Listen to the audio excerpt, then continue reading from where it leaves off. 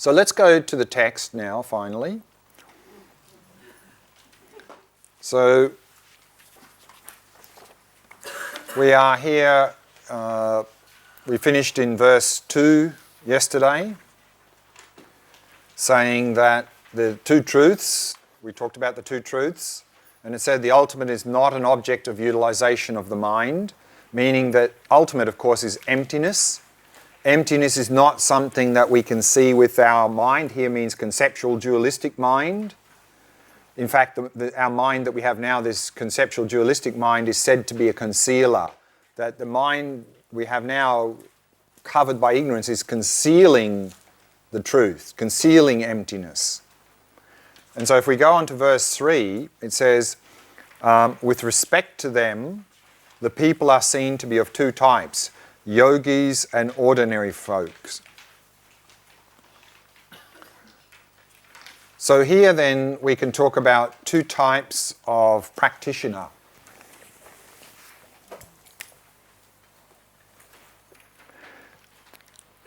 And the difference here is whether or not we have had a direct realization of emptiness. So here when they use the word yogi, I think this is, often we see the word here, Arya. And an Arya is someone who's had a direct realization of emptiness. So an ordinary practitioner is anyone who has not yet had a direct realization of emptiness. And here it says that among them, the ordinary people are damaged by the people who are yogis. Even yogis, due to differences of their minds, are damaged by the successively higher ones. So what it's saying here is that these two truths, there's a big difference in terms of an ordinary practitioner and someone who's really realized emptiness in how they see the two truths. Because for us now, the things that appear to us, we grasp onto them, we see them as existing independently. Whereas a yogi, particularly a yogi who has had a direct realization of emptiness, will see those things as falsities, meaning they'll realize that even though they appear to exist independently, they've realized that they do not exist in the way they appear. So let's have a look at His Holiness's commentary here on this, and this is on page 28. He says the following. Having made the case that the understanding of the two truths is crucial, Shantideva's root text goes on to explain that there are two principal types of people who will be dealing with the two truths, the meditator and the ordinary person. In Tibetan, the word for ordinary folk is Jiktenpa, while the Tibetan term for meditator in this context is Nel Jorpa, and refers to people who possess a heightened perspective. Ordinary folk here also includes those who follow philosophical tenets that uphold some form of realistic perspective on the question of the ultimate nature of reality. So what he's saying here is that ordinary practitioners are also those in the lower tenet systems like Vaibhashika, Sautrantika, Chittamatra, because here we're talking, the yogi, we're talking about someone who's really realized emptiness. So it says, this includes the followers of all non-Buddhist ancient Indian schools and followers of some tenet systems among the Buddhist schools. The Vaibhashikas, for instance, believe in an atomistic world, an objective, independent world consisting of indivisible atoms. So we saw that earlier. So in their tenets, there is a belief in a substantial reality of things and events. The views of this school are negated by the Sautrantika school. They maintain that there are certain aspects of reality, such as mental constructs, whose reality can be posited only from the perspective of thought and conceptualization. So we saw that a little bit earlier. So each school is sort of negating the earlier school, because each school, as we go, has a deeper understanding of the nature of reality. So they argue that we cannot give absolute objective spaces to things and events. The tenets of this school are again disputed by other Buddhist schools and so on. So again, the Vaibhashikas are refuted by Sautrantikas, the Chittamatrans refute Sautrantikas, and then the Madhyamikas refute the Chittamatrans. So that's why in the verse here, in verse 4, even yogis, due to differences of their minds, are damaged by successively higher ones.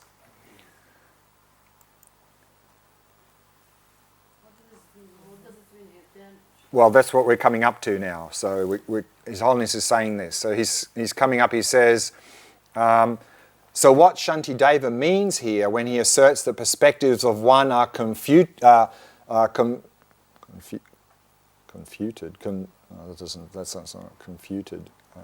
refuted, I think that should mean.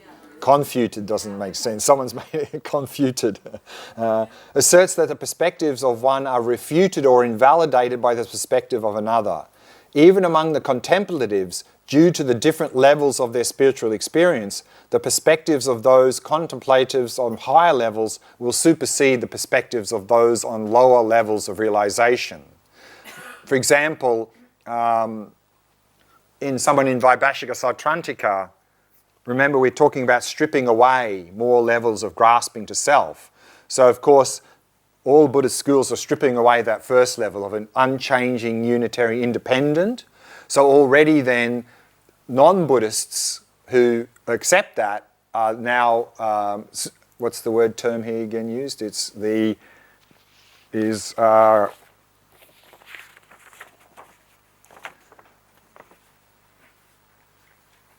Damaged. So damaged here means like damaged means refuted, damaged by people of yogi. So then all the Buddhist tenet systems would damage or refute or overturn that.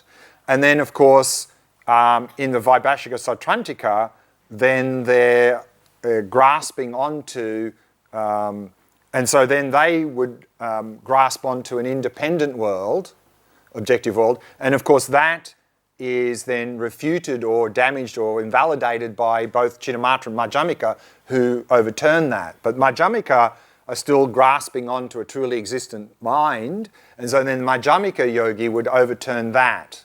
So each one is successively higher. That's what is being said here in these verses.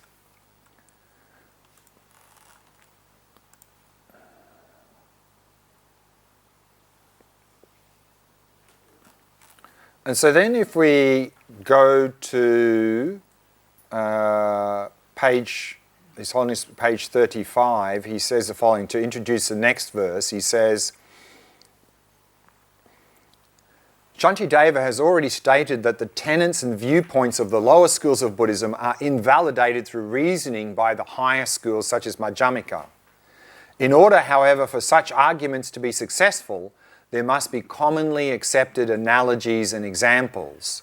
And so that's what we see here in verse number 4, CD, the second part there. It says, because emptiness is established by means of analogies that both assert, and for the sake of result, one engages without analysis. So to be able to refute the other views, we have to have commonly accepted analogies and examples to be able to communicate. In fact, in the Madhyamika, we said that there is the sort of sub-school of that we're following here is what's called the Prasangika sub-school. And Prasangika is coming from the word prasanga, which means consequence. So sometimes they're called the consequence school. And this is exactly what they do, is that in challenging other systems, they use absurd consequences to show the internal contradictions in the lower school's view. So they adopt or they look at the other school's view and they say, well, you accept this, then that follows, that follows, that follows, and then to show that their system is internally contradictory. And also, of course, here they use common analogies to help in that process. So here what we see then in that verse 4 CD,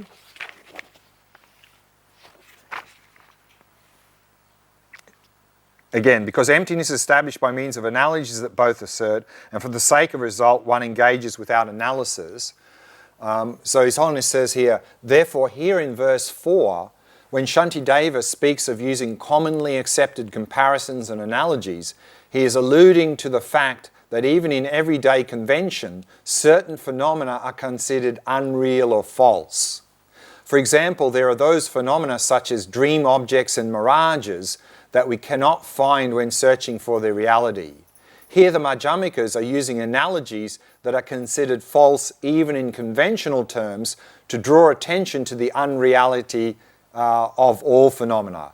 This draws attention to the fact that all things and events are ultimately unfindable when we search for their essence. And then now he's talking here a little bit about these 3 stages that we looked at earlier, this Gol Nyam Tok. He says, although at the initial stage it is through inference that we understand emptiness, through an intellectual process, by using reason, argument and so on, ultimately this understanding must come to the level of direct experience. So that's realization, Tok. In the scriptures, therefore, inferential knowledge is often compared to a blind person who can only get around with the help of a walking stick. Inferential cognition is not a direct experience. It is an approximation of that experience based on reasoning and critical reflection. However, at the initial stage, it is through inference that we can begin to understand emptiness, the ultimate nature of reality. Because here in Buddhism we can talk about 3 types of phenomena.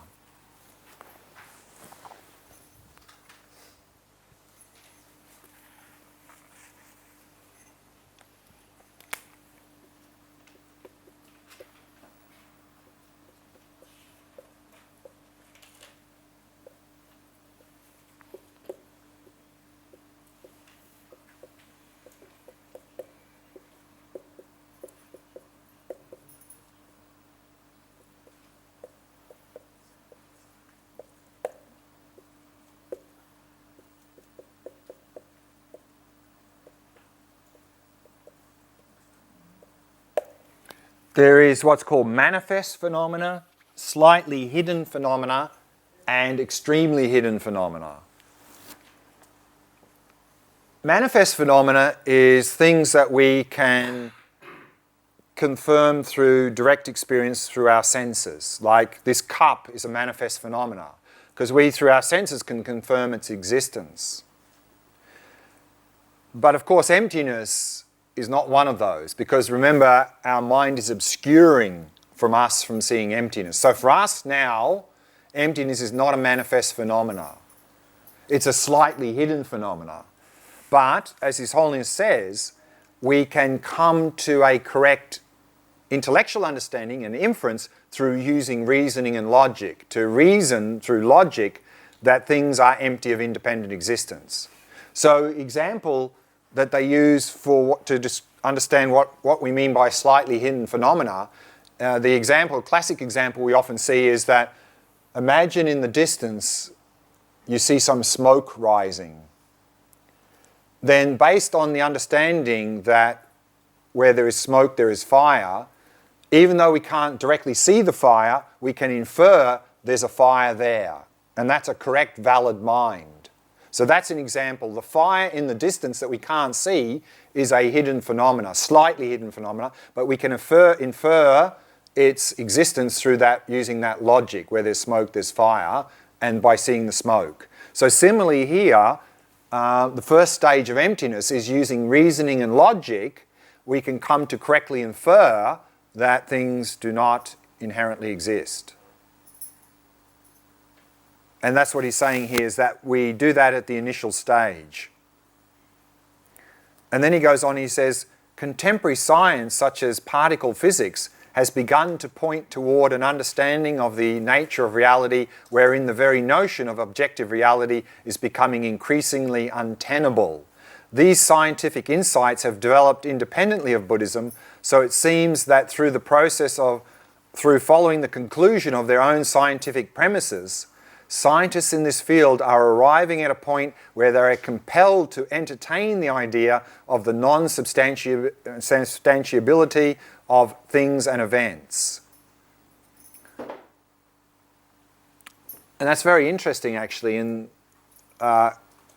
we see this, as he said, in physics, particularly when we get into quantum physics, that through that investigation, then they're coming to understand, intellectually at least, through their experiments, what they're seeing, that they can infer, therefore, there doesn't really seem to be some sort of objective world there.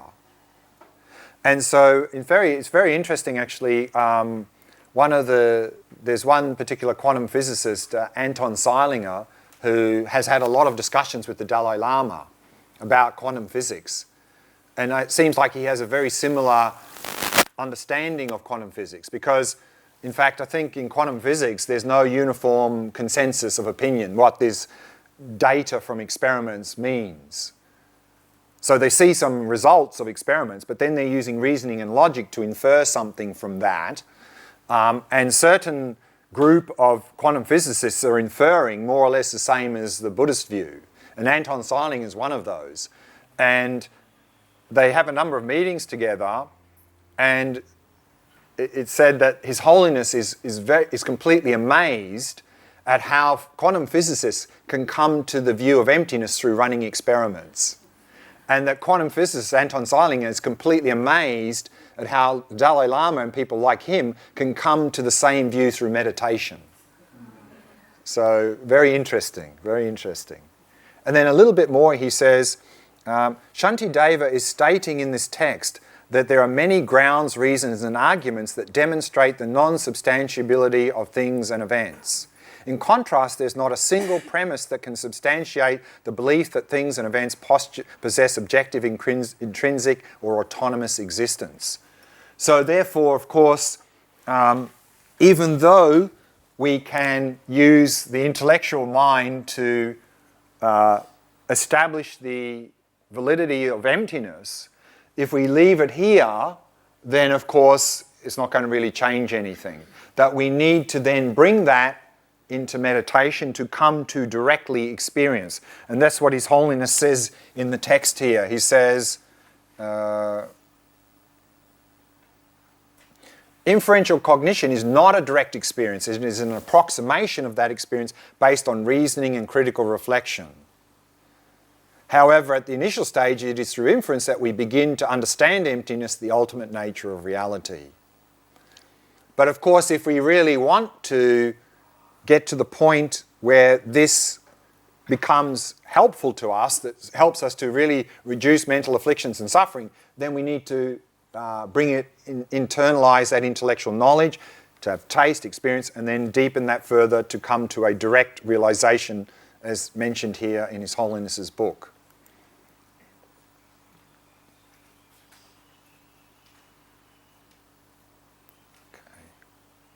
I'm just going to keep going, so if any time anyone has any questions, just sort of raise your hand as we're going. Oh, sorry. Extremely hidden is phenomena that you can't even validate their existence through reasoning and logic. And one of the examples that's often given here in Buddhism is the subtle workings of like karma. Like that this action here leads to that result there, at that level. So that's something that only someone who has completely purified the mind, has achieved enlightenment, can see. Of course, the other thing is, now emptiness is in this category for us. But of course, when we come to a direct realization of emptiness, then emptiness becomes a manifest phenomena. Not yet. Okay, so let's move on to the next verse, verse 5.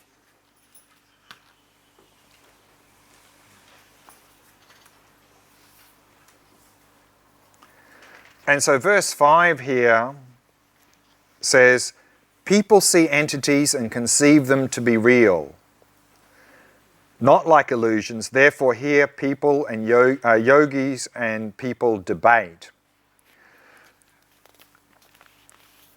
So remember here, to see them as real means to grasp onto them as truly existent, to existing from their own side, existing independently. Whereas here in the Madhyamika, of course, things are like an illusion. So we find many analogies used in Madhyamika. Because remember here, we're saying that appearance, how things appear and how they exist, doesn't match. That appearance and reality are different. That how things really exist is not the same as they appear. So therefore, to describe that, we often have a lot of analogies like things are like an illusion, like a dream, like an echo, like a mirage, like so forth. Many, many examples. And so here we're using they're like illusions. But of course, we don't see them as like illusions now because they seem to be real. Everything that appears to us, we grasp onto them existing independently. So for us, they're entities that are real, that they truly exist. But of course, then yogis, those who have reflected and understood and experienced and realized emptiness, would argue with that point. And so that's what's said here in this verse 5. So His Holiness says here, in this verse, Shantideva first presents the realist's response to Madhyamika's defense by having the realist state. If you accept the validity of the conventional world, constituted by valid laws of cause and effect, I call that validly real and conclude that cause and effect possess intrinsic existence. So here we're saying that for the lower school tenet systems, including Chittamatra here, but mainly Vaibhashika Santrantika, is that for something to exist, it must be real. It must have true existence. It must exist from its own side. But then here, in His Holiness is saying that that the realist state, that's the realist. The realists, of course, are the ones grasping to true existence, the Vaibhashika Santrantika.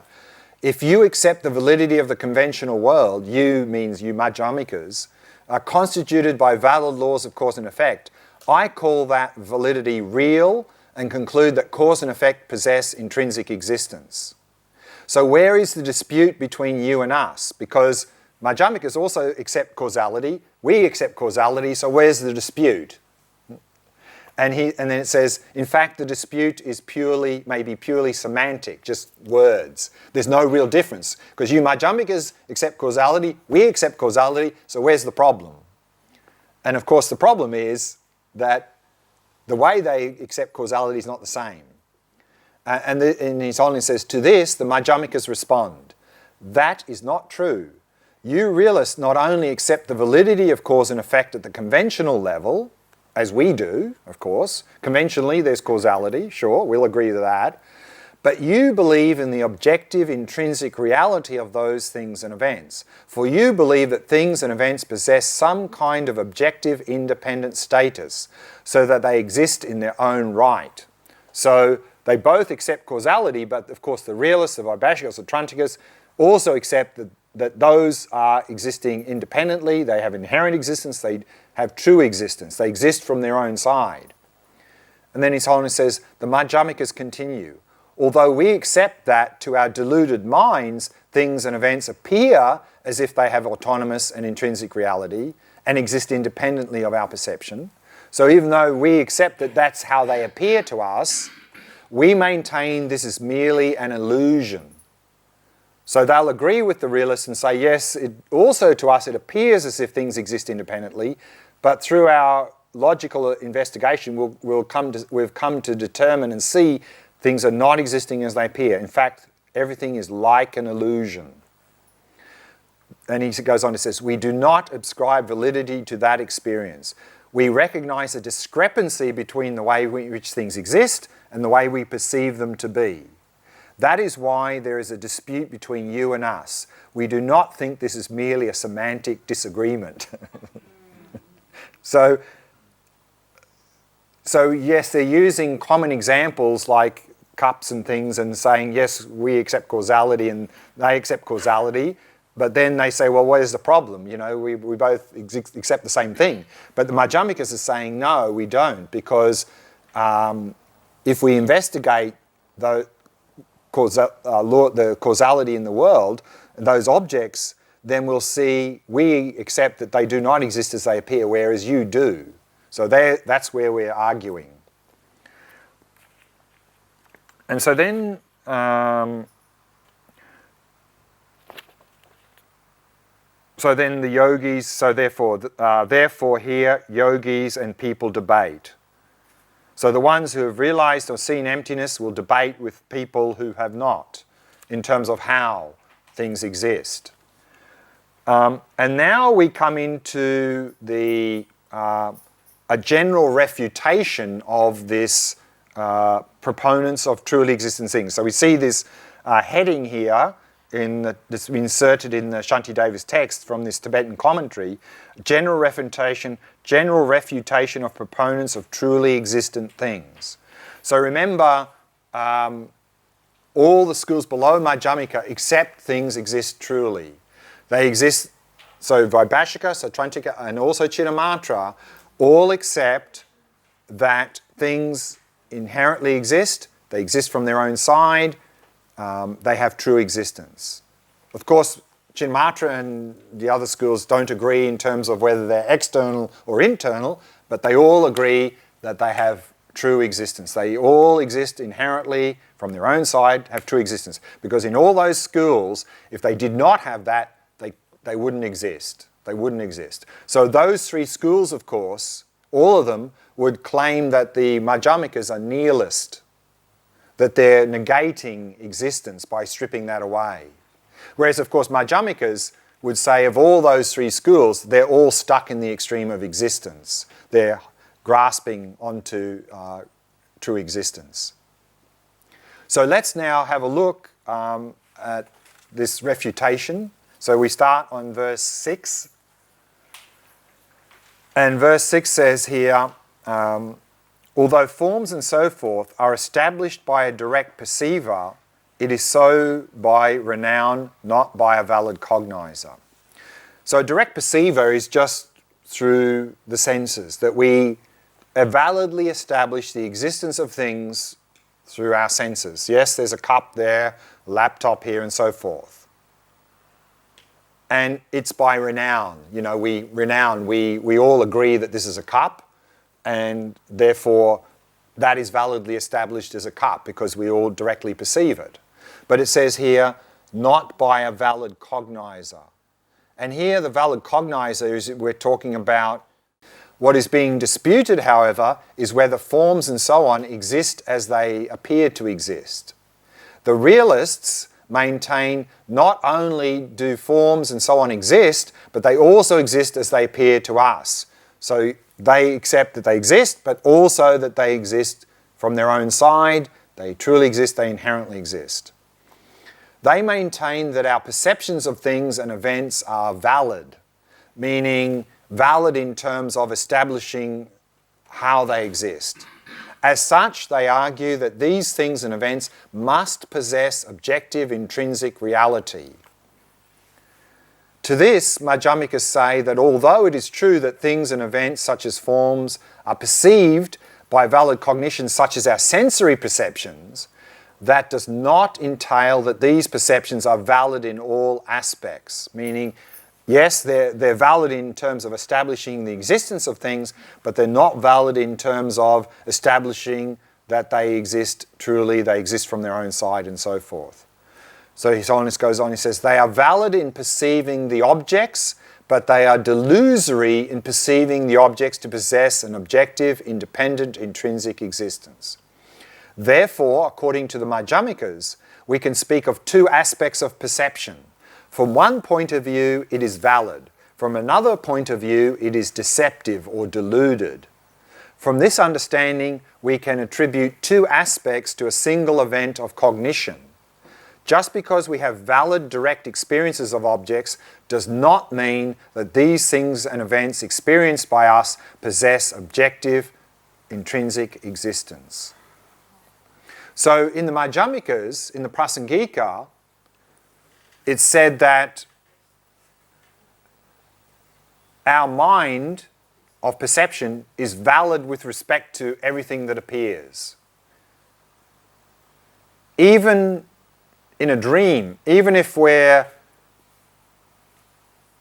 having a hallucination, that mind is valid with respect to the appearance, just the appearance, but not the thing behind it, because an hallucination, there's nothing behind. And even here, our mind is valid with respect to the appearance, that there is cup. But it's not valid with respect to how that cup exists. So that's what's being said here. And that's what we mean by, although forms and so forth are established by a direct perceiver, it is so by renown and not by a valid cognizer. And here the valid cognizer means that it's not establishing that to exist independently. So it says, then the next two lines says, therefore they are false, just like the unclean and so forth, that are renowned to be clean and so forth. So here we often hear this term that for the Madhyamikas, everything is a falsity. Everything's false. Again, false in terms of not existing in the same way in which it appears. False in that perspective. Just as the unclean and so forth are renowned to be clean and so forth. So using an analogy here, a simple analogy to show that at a very simple level we also get things wrong, but it's easy to see that they're not like that. So here, if we just read again what His Holiness says here, so this is again still on page 38, he says, the realists respond, if there is no intrinsic reality or self-nature to things, if things and events do not possess objective intrinsic existence, why is it that we perceive, or why is it that we all perceive it? They argue that there appears to be a common consensus that things are real, at least insofar as our perceptions are concerned. And that's true. But then the Madhyamikas, using this analogy, says, the Madhyamikas reply that a common consensus does not entail that something is true. For example, there seems to be a consensus among ordinary people that the body is pure, while in reality is polluted and impure, for it is composed of various impure elements. In this way, the Madhyamikas defend their negation of intrinsic existence against the objections from the realist. A key element of their defense is to demonstrate that the belief in intrinsic existence contradicts even our everyday valid experience.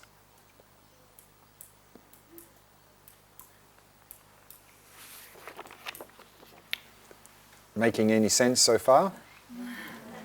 So again, what we're seeing in this section is the argument that the realists, as His Holiness calls them, a realist here is really just someone who's grasping onto true existence.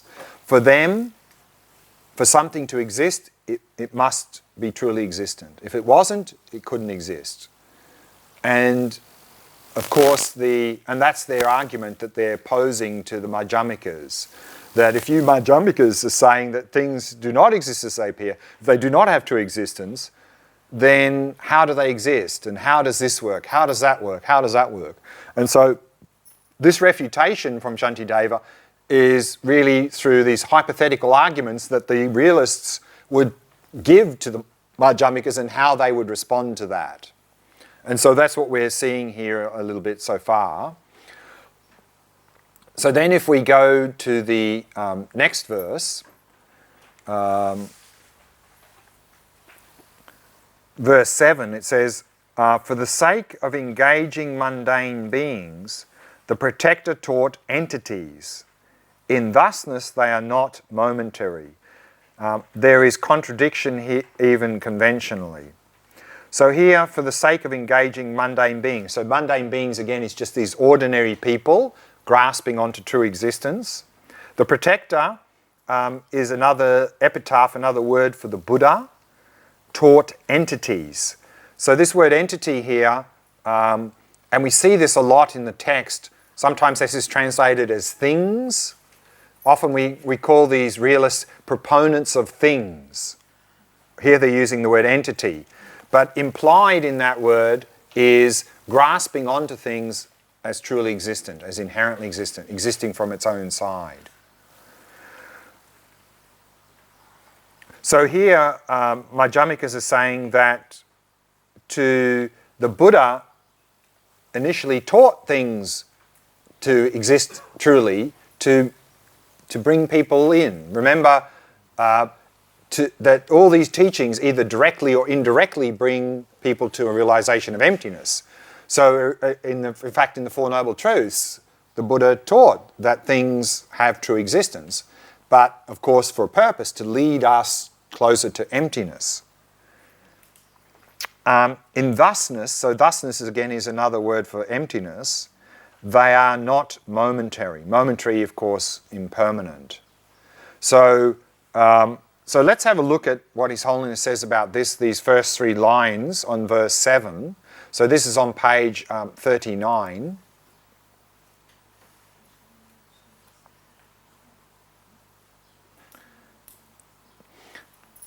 He says here, the realists object to the Madhyamika view by arguing that the Buddha himself stated in his first public sermon, that's the Four Noble Truths, that things and events not only exist, but they also possess defining characteristics such as momentariness, impermanence, and unsatisfactoriness. If forms and so on do not exist inherently, they contend, how can we maintain that they possess these characteristics? So they're arguing that, well, the Buddha taught this in the Four Noble Truths, that these things have these characteristics, and so if they lack true existence, how can that be?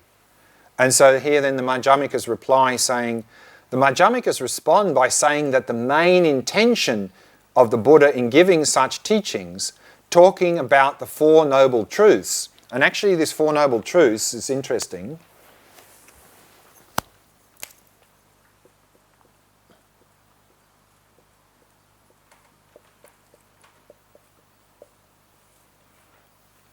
This word noble is a translation of Arya. It's not like these truths are somehow noble. That's not what the Four Noble Truths means. Literally, it means, if you literally translated it, it would be 4 things which are true for Aryas. Meaning someone who's directly realized emptiness, those 4 statements, those 4 truths are true. For us, they're not, because we see the opposite. Yes. So when we see Four Noble Truths, it really means the 4 things which are true for Aryas, someone who's directly realized emptiness. And so here he goes on, he says, the Madhyamikas respond by saying that the main intention of the Buddha in giving such teachings, talking about the Four Noble Truths, and particularly talking about the characteristics of suffering in terms of the 4 characteristics such as impermanence, was purely to help sentient beings overcome their clinging to permanence and their attachment to samsaric existence. So, again, impermanence is a stepping stone to emptiness. That by teaching impermanence, that there are real things that are impermanent, that's easier to understand. So, at initial stage, then to help people, then the Buddha said, no, there's real things there. And, oh yeah, this Buddha, he knows what he's talking about because I see that, I believe that, that's true, good. But then the Buddha said, yes, but those real things there are impermanent. They're changing moment by moment. And then people go, okay, yeah, it's right actually. And then through that insight, not just intellectual insight, we can reduce a lot of craving and attachment.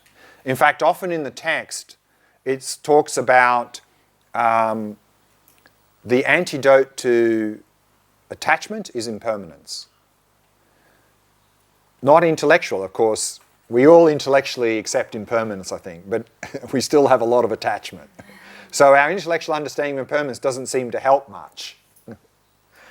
But if we bring that intellectual understanding of impermanence into experience through meditation, and then we really start to experientially see things as changing moment by moment, then what's there for attachment to grab hold of? There's nothing there, stable thing to grab, to have attachment to.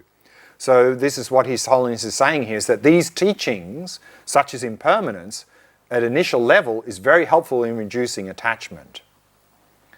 And it says the ultimate aim of these teachings is to lead individuals to the full realization of emptiness. These teachings on the first teachings are then skillful means on the path leading to the realization of emptiness. Therefore, the teachings do not contradict the doctrine of emptiness. In fact, as I said earlier, if we really come to an experience and insight into impermanence, we're really getting very close to emptiness, very close to emptiness.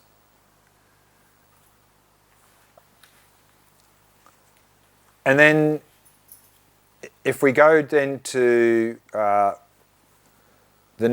last line of verse 7 and the first two lines of verse 8, and then verse 8, there is contradiction even conventionally. So what you see here in quotes is the hypothetical arguments from the lower schools. And then what's not quotes is the Madhyamika response. So there is not the fault in yogi's conventionality. So there's the argument here from the realists that there is contradiction even conventionally. And then the Madhyamika's response is, there is not the fault in yogi's conventionalities. That is the seeing of thusness relative to mundane beings. Otherwise, their definite understanding of women as unclean could be damaged by mundane beings. So here he's saying, His Holiness is saying, the gist of this response is that although in reality things and events are momentary and transient, in our everyday view of the world, we tend to perceive them as enduring and permanent. However, this is not sufficient to invalidate the fact that things and events are transient and perishable. So there is no inconsistency for the Madhyamika in maintaining the position that things and events are at the relative level impermanent, while at the ultimate sense they do not possess this characteristics. So the realists are arguing that impermanence is negating emptiness, because there must be real entities that are impermanent. And the Madhyamikas are saying, no, that's not true. That yes, at a conventional level, we, like you, accept that things are changing moment by moment, but that does not invalidate the fact that at the ultimate level, these things are lacking true inherent existence. And then he's saying here, if anything that contradicts our common sense view is said to be invalid, then the meditative insight into our body as being impure, in the sense of being composed with impure substances such as blood, bones and flesh, would also become invalid. For in our everyday perceptions, we often feel attracted to a beautiful body, experiencing an underlying grasping for it as desirable, perfect and in some sense pure. So what he's saying is there that if what the realist was saying is true, that impermanence invalidates emptiness, common sense idea of impermanence would invalidate emptiness, then he's saying that now our common sense idea that this body is somehow pure would invalidate a meditative experience of seeing that this body is really impure. That the body is pure, therefore desirable, would invalidate that because that's the common sense thing. But again, there's no contradiction there. And so that's what's being said here in this case.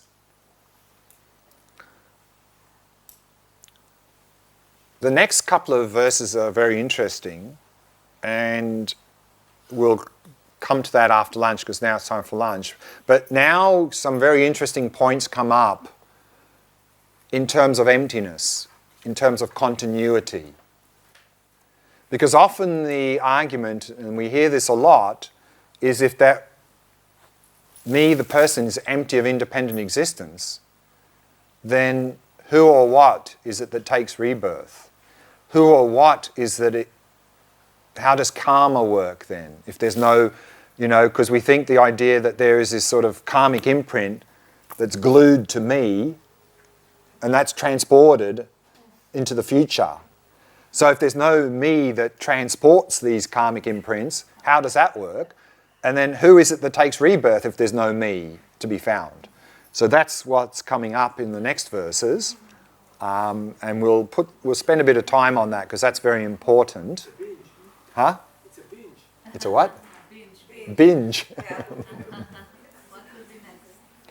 Yes, so that's what we're going to be looking at after lunch, but now it's time for lunch. So let's break for lunch and come back at 2:30.